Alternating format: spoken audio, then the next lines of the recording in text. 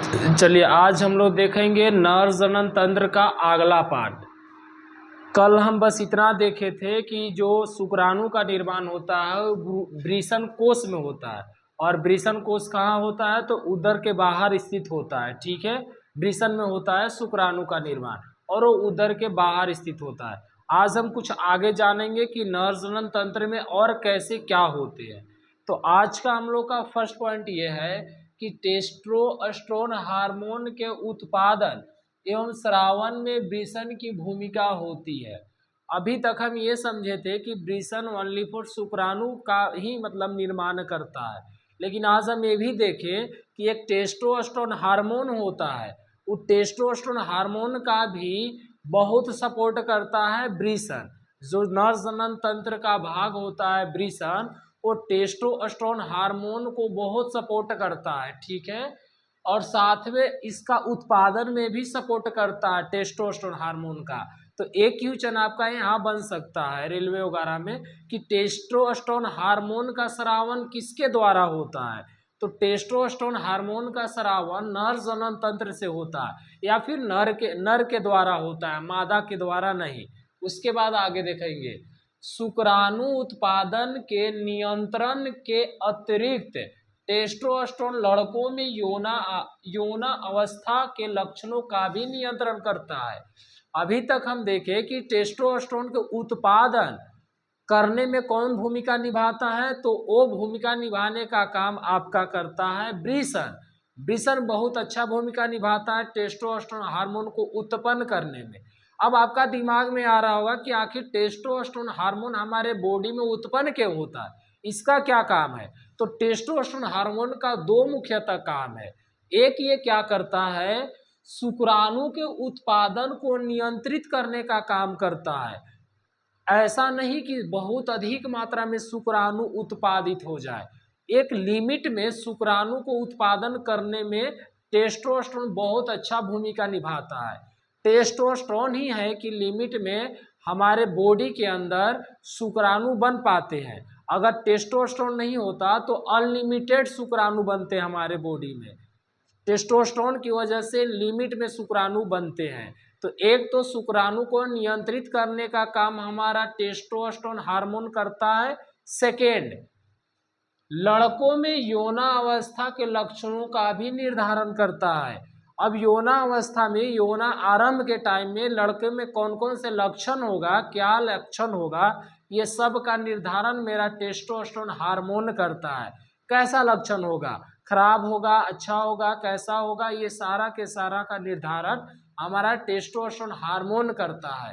तो testosterone hormone का दो काम, एक तो शुक्राणु का नियंत्रण और सेकेंड यौना आरंभ में लड़का को लक्षणों का निर्धारण। और ये टेस्टोस्टेरोन हार्मोन कहाँ बनता है?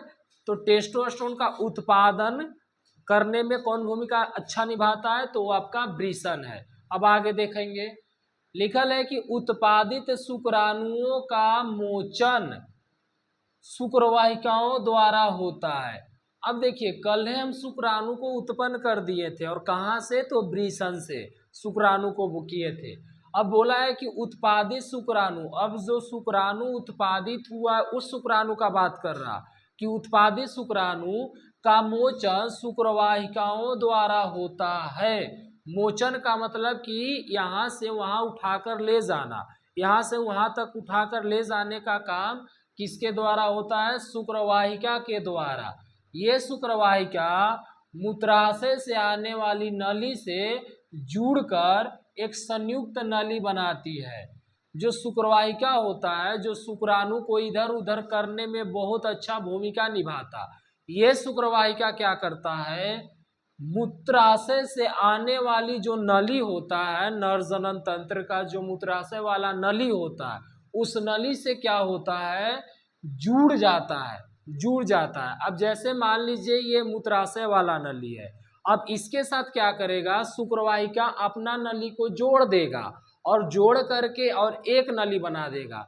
जैसे ये मान लीजिए कि शुक्रवाहिका वाला नली है और ये मूत्राशय वाला है। और ये दोनों नली को ये आपस में इस प्रकार से जोड़ करके और एक ही नली बना देगा, लेकिन उसमें दो पाइप के जैसा होगा, उसमें दो छिद्र के जैसा दिखाई देंगे। एक आपका शुक्राणु वाला और एक आपका मूत्र वाला होता है, दो नली। उसके बाद देखेंगे, अतः मूत्र मार्ग शुक्राणुओं एवं मूत्र दोनों के प्रवाह के उभय मार्ग है। मूत्र मार्ग जो है दोनों, मूत्र मार्ग के तरफ से ही दोनों जाते हैं, शुक्राणु और मूत्र दोनों, क्योंकि जो शुक्रवाहिका होता है उस शुक्रवाहिका मूत्र मार्ग में ही जुट जाता है और वहीं से जो दो छिद्र बना देता है, एक छिद्र से आपका शुक्राणु निकलते और एक से आपका मूत्र निकलता, वो चीजें बताया है। हालांकि अगर आप ड्राइंग में देखेंगे तो आपको यहाँ दिखाई देगा, ये जो है यहाँ पढ़ी शुरुआत में, हालांकि बीच में एक और लाइन पारनी चाहिए थी, यहाँ पढ़ी एक और बीच में यहाँ से लाइन आ जाएगा, ये ऐसे लाइन, तो ये इधर वाला और इधर वाला दो छेद बनेंगे, एक छेद से आपका मूत्र निकलेगा और एक छेद से आपका शुक्राणु। इधर से आपका मान लीजिए शुक्राणु निकला और इधर से इस ये जो छेद दिख रहा है इधर, इधर से आपका मूत्र निकलेगा, ये दो छेद हो जाते हैं। उसके बाद आगे देखेंगे, प्रोस्टेट तथा शुक्राशय अपने स्राव शुक्रवाहिका में डालते हैं। ये जो प्रोस्टेट है ये एक हार्मोन टाइप का होता है, प्रोस्टेट और एक शुक्राशय, ये अपने श्रावण, श्रावण का मतलब बहाव, कहाँ डालते हैं, शुक्रवाहिका में ले जाकर के डाल देते हैं। और क्या, जिससे शुक्राणु एक तरल माध्यम में आ जाता है।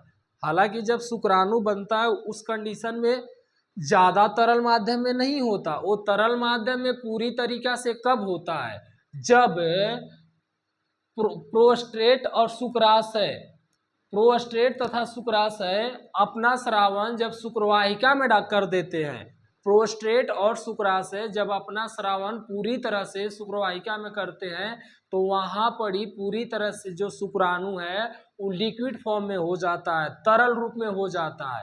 और तरल रूप में होना भी बहुत ज़रूरी है, अगर तरल रूप में नहीं होगा तो वो मूत्र मार्ग से आसानी से नहीं निकलेगा, इसलिए उसको तरल रूप में होना बहुत ज़रूरी है।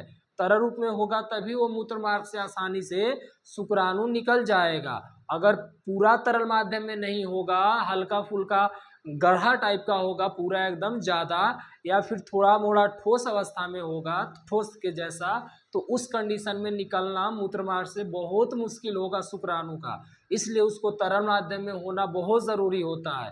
और तरल माध्यम में कहाँ होंगे, जब प्रोस्टेट और शुक्राशय उसको क्या करेंगे, श्रावण के साथ शुक्रवाहिका में छोड़ेंगे, तब जाकर के शुक्राणु पूरी तरह से लिक्विड फॉर्मेट में आ जाएगा।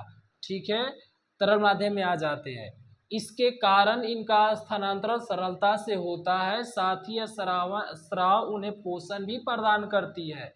अब देखिए, आपको पता है कि शुक्राणु पहले से तरल माध्यम में नहीं होता, जब प्रोस्टेट हार्मोन और एक क्या है, शुक्राशय, हाँ, प्रोस्टेट हार्मोन और शुक्राशय जब दोनों श्रावण करते हैं पूरी तरीका से जोड़ लगा करके और उसको ट्रांसफर कर देते हैं शुक्राणु को शुक्रवाहिका में, और शुक्रवाहिका क्या करता है, शुक्राणु को लिक्विड फॉर्म में कन्वर्ट कर देता है।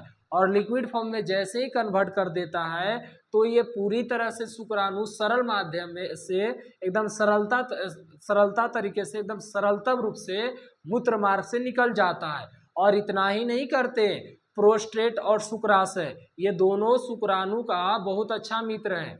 ये दोनों एक तो काम करते हैं, शुक्राणु को जो हल्का फुल्का ठोस में होता है उसको तरल में बदल देते हैं, प्रोस्टेट और शुक्राशय। और दूसरा काम ये करते हैं, उस शुक्राणु को थोड़ा सा पोषण भी दे देते हैं, ऊर्जा भी दे देते हैं।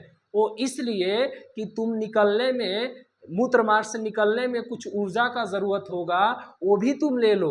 ये प्रोस्टेट और शुक्राशय शुक्राणु से बोलते हैं कि तुम्हें मूत्र मार्ग से निकलना होगा, वहाँ तुम्हें कुछ ताकत की ज़रूरत होगा, वो ताकत भी हम तुम्हें देते हैं। और तुम्हें मादा में जाना होगा, वहाँ तैर करके मादा के अंडाशय में जाना होगा, इसके लिए भी तुमको ऊर्जा की ज़रूरत होगा। तो वहाँ से प्रोस्टेट और शुक्राशय दोनों शुक्राणु को ऊर्जा यानी पोषण भी प्रोवाइड कराते हैं। लिक्विड तो प्रोवाइड ही कराते हैं, लिक्विड के लिए तो शुक्रवाहिका में जाने के लिए बोलते ही हैं शुक्राणु को, साथ में वो पोषण भी प्रोवाइड कराते हैं कि तुम्हें मूत्राशय से निकलना होगा और मादा जनन अंग में तैर करके उसको अंडाशय तक, डिम्बवाहिनी तक पहुंचना होगा। इसके लिए तुम्हें कुछ ऊर्जा चाहिए, वो ऊर्जा भी तुम लो। ये बात प्रोस्टेट और शुक्राशय बोलते। अब आगे,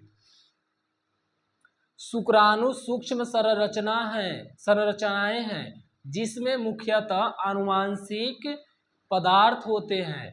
अब देखिए शुक्राणु क्या है, तो शुक्राणु को देखिए कि तरल पदार्थ में हो गए, उसे ऊर्जा मिल गया। ये दोनों काम आपका प्रोस्टेट और शुक्राशय किए। अब देखिए कि शुक्राणु किस फॉर्मेट में हो गया था, तरल फॉर्मेट में। और तरल फॉर्मेट में हुआ था तो एक बात और आपको देखना है कि शुक्राणु सूक्ष्म संरचना है। तरल फॉर्मेट में होता है लेकिन ये सूक्ष्म संरचना है, यानी छोटा सा संरचना होते हैं तरल रूप में। शुक्राणु का छोटे छोटे संरचना होते हैं तरल रूप में, और वही छोटे छोटे संरचना मूत्र मार्ग से निकलकर और मादा के जनन अंग में जाते हैं और तैरते हुए अंडाशय, मादा के जो अंडाशय भाग होता है वहां पर ही आपका शुक्राणु पहुंच जाते हैं निषेचन के लिए। अब आगे देखेंगे, जिसमें मुख्यतः आनुवांशिक पदार्थ होते हैं, और यही शुक्राशय में आनुवांशिक पदार्थ होता है। यही आनुवांशिक पदार्थ तय करता है कि जो बच्चा जो होगा फ्यूचर में आने वाला, वो लड़का होगा या लड़की, यही आपका शुक्राणु तय करते हैं। उसके बाद है तथा एक लंबी पूंछ होती है, और ये शुक्राणु का एकदम बिल्कुल तरल पदार्थ होते हैं, सूक्ष्म कण होते हैं, और ऐसा कण होते हैं कि शुरुआत में मोटा होते हैं और लास्ट आते आते पतला हो जाते हैं।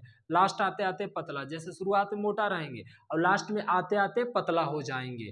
अभी जब भी कभी आप कट पेंसिल सीले होंगे पेंसिल, तो देखिएगा जिधर छीलते हैं उधर पतला हो जाता है, नुकीला टाइप का निकल जाता है लिखने वाला, और उसके पीछे देखिएगा तो मोटा होते हैं। वैसे ही शुक्राणु शुरुआत में मोटा और अंतिम आते आते एकदम पेंसिल के नुकीली के जैसा हो जाते हैं।